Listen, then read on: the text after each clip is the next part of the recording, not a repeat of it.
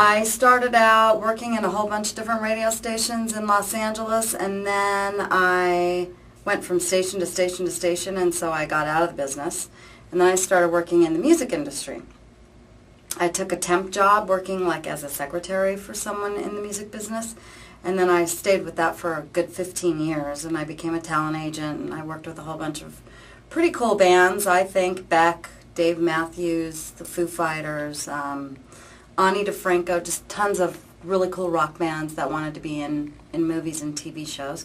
So I did that for a while, and then 9/11 happened, and the whole yearning to be back in the news business sort of came up for me, and didn't want to really be working in music anymore. Podcasting and blogging, the wave of the future.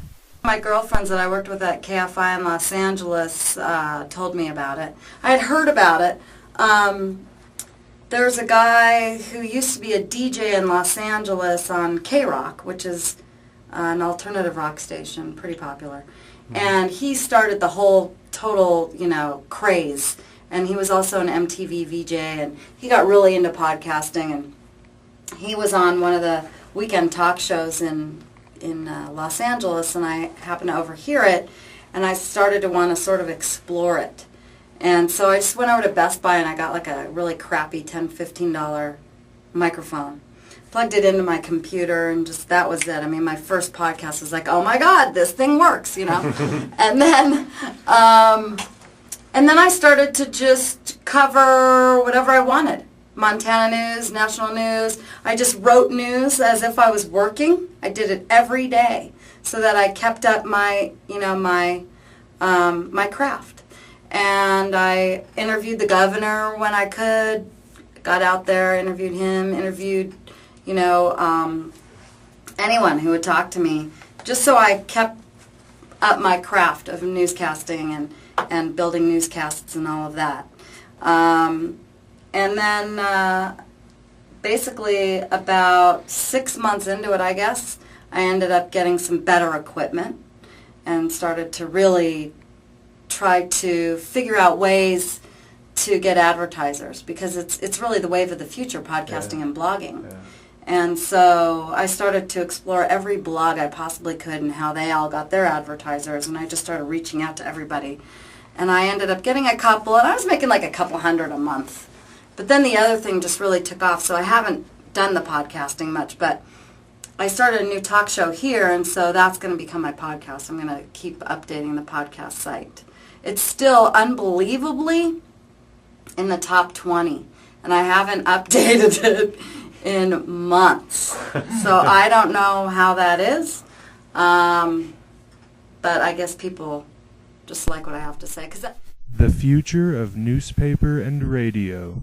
Probably good and bad, I think good as far as people can get really interactive with their station. They can go online to the websites, and they can, win, and there's all kinds of great tools through websites.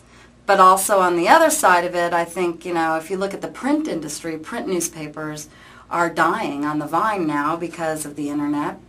And, you can't charge people to go on your site necessarily, go read your paper if you can get it delivered at your front door. But there are, like the New York Times was giving it away free online to see what the traffic would be and if they should just shut down their whole print edition.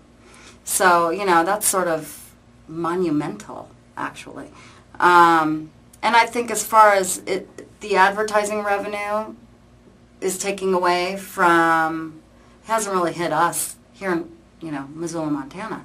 But like in larger metropolitan cities, the websites are then having to compete with the radio and the TV.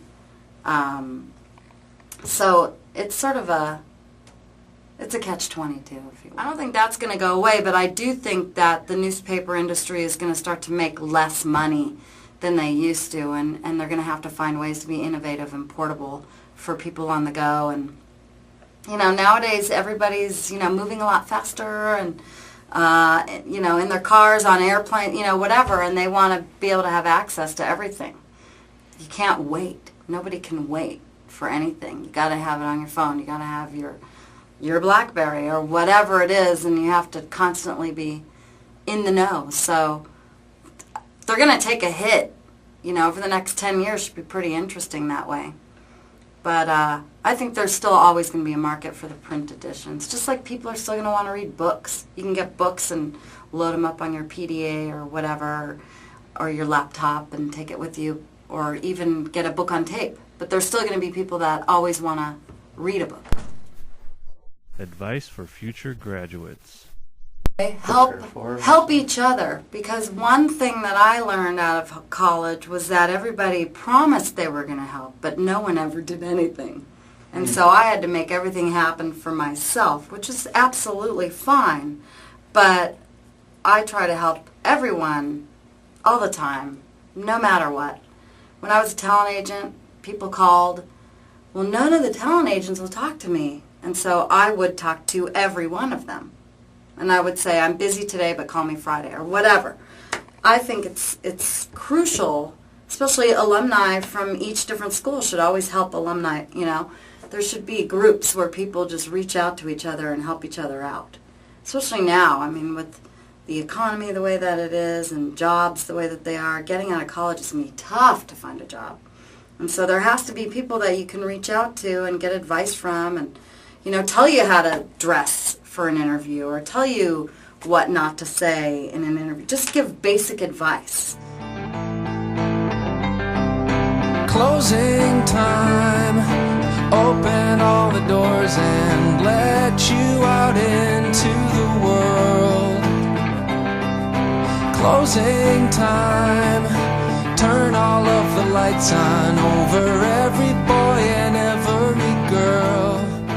You guys are brilliant. Yeah.